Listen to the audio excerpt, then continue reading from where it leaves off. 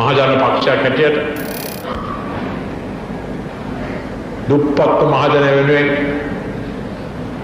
අත දෙන නායකයෙක් ප්‍රේමදාස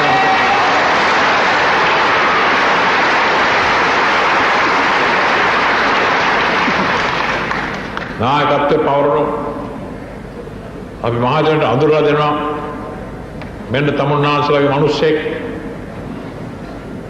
එතුමා එන්නේ උන්වහන්සේගේ ප්‍රතිපත්ති උඩ උන්වහන්සේගේ ක්‍රියාව උඩ උන්වහන්සේගේ මහජනට දෙන ආදරය උඩ මේ ලංකාවේ රට අවුරුදු රාශියක් පාලනය කරපු දේශපාලන පක්ෂයේ එකම නියෝජ්‍ය හැටියටයි.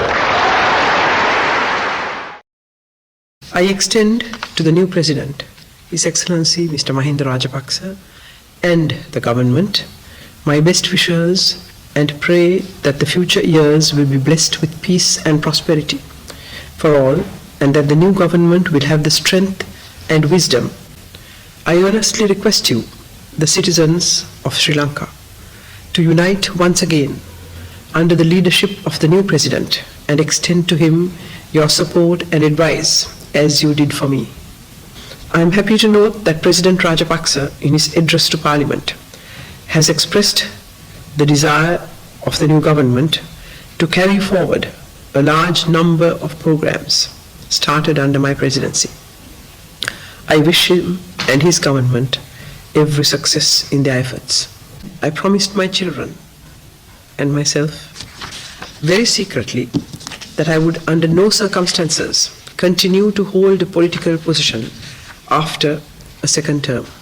Those of you who wish to remember will agree that 11 years ago I publicly stated that I will relinquish duties around the age of 60 years, as I believe all politicians should do. Like all the promises I have given the people of this country, I have kept this one too. I feel great relief to be released from the shackles of power at last.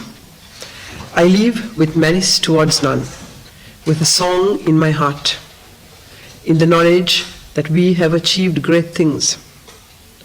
I hand over this legacy to the new President and to you, my people, to carry forward towards its ultimate completion.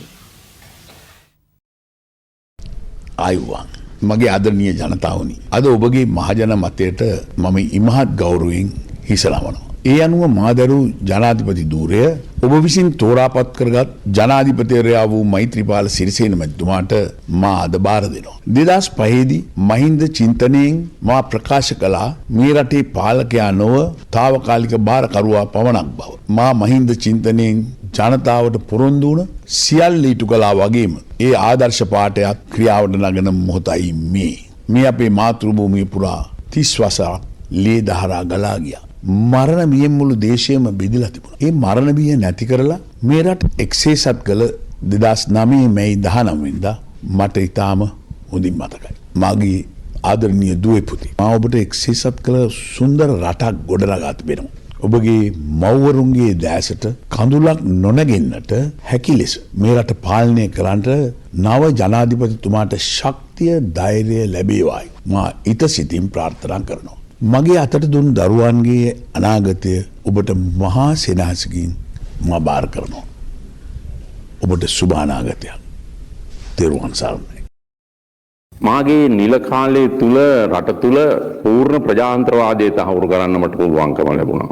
කිසිම කාලයක නොතිබූ නිදහසක්, ජනමාධ්‍ය නිදහසක්, ප්‍රජාතන්ත්‍රවාදයේ ශක්තිමත් කිරීමක් මා උපරිම ලෙස කළා කියලායි මම විශ්වාස කරන්නේ. රාජ්‍ය මැදිහත් වීම තුල කිසිදු මිනිස් ඝාතනයක්, දේශපාලන වශයෙන් පලිගැනීමක්, ශාරීරික හිංසාවක්, පීඩාවක්, කෙනෙකුගේ දේපල වලට හානි සිදු කිරීමක්, මිනිස් ඝාතනයක් නැතුව කිසිවක් මගේ නිල කාලය තුල සිදු වූයේ නැහැ. තවත් පිටක කියනවා නම් ආණ්ඩුවේ තුවක්කු දේශපාලන පලිගැනීම මත හෝ වෙනත් වෛර පිරිමහා ගැසීම සඳහා කිසිම පුරවැසියෙකුට තුවක්කුවක් පත් වුණේ නැහැ.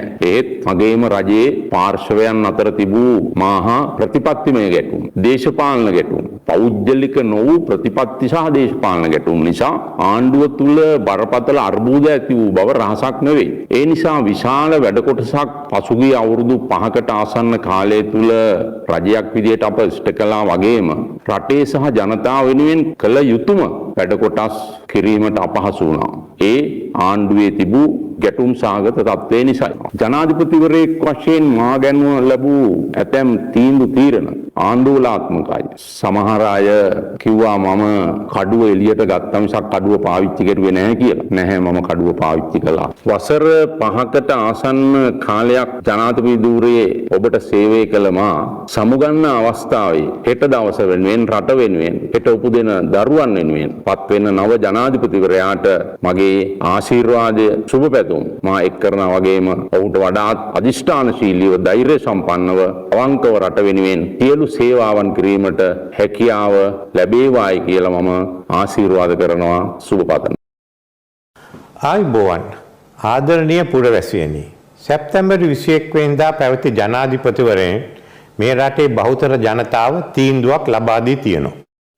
අපි මේ තීන්දුවට ගරු කළ යුතුයි. ඒ තීන්දුව ප්‍රකාරව ශ්‍රී ලංකා රාජ්‍යයේ යථා පැවැත්ම තහවුරු කළ යුතුයි.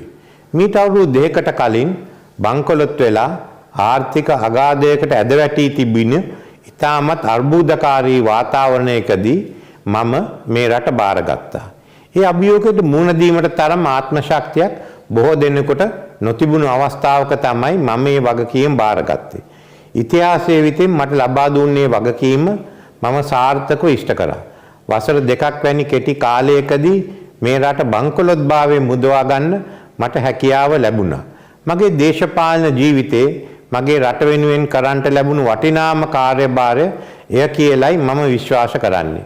මගේ ඓතිහාසික දේශපාලනික කාර්යභාරය ගැන මේ රටේ අනාගත පරපුර නිසි ලෙස තක්සේරුවක් ලබා දෙයි කියලා මම විශ්වාස කරනවා. මේ රටේ පාලකයා වශයෙන් ඉතිහාසයේ මට හිමි තැන තීරණ වෙනුවේ අද නොව අනාගතයේ බව මා දන්නවා. ඉතා අභියෝගාත්මක වැල්පාලමේ ශ්‍රී ලංකාව කියන ආදරණීය දරුවා මම හැකිතාක් උපරිම දුරක් ආරක්ෂිතව රැගෙන ආවා. වැල්පාලමේ අවසානයේ පෙනී ඒ ආදරණීය දරුවා අනුර දිසානායක ජනාධිපතිතුමාට බාර දීමට රටේ ජනතාව තීරණය කර තිබෙනවා. ජනාධිපතිතුමනි, ඔබත් මමත් දෙදෙනාම ආදර කරන ශ්‍රී ලංකාව නැමැති ආදරණීය දරුවා මම මහත් සෙනෙහසින් ඔබ වෙත බාර දෙනවා. මේ දරුවා මම රැගෙන ආවටත් වඩා ආරක්ෂිතව වැල් පාර්ලිමෙන් එතර කරවීමට ඔබට හැකියාව ලැබේවායි මම ප්‍රාර්ථනා කරනවා. බලය ඇතත් නැතත්, තනතුරු ඇතත් නැතත් මේ රටේ ජනතාවට මගෙන් විය යුතු යුතුයකම් අදාළ අවස්ථාවේදී කිසිම පැකලීමකින් තොරව මම ඉටු කරනවා. මගේ පාලන කාලය තුලදී ඒ සඳහා සහාය දුන් නොදුන් සියලු දෙනාටමත් මේ රටේ සියලු පුරවැසියන්ටත් ස්තුතියි.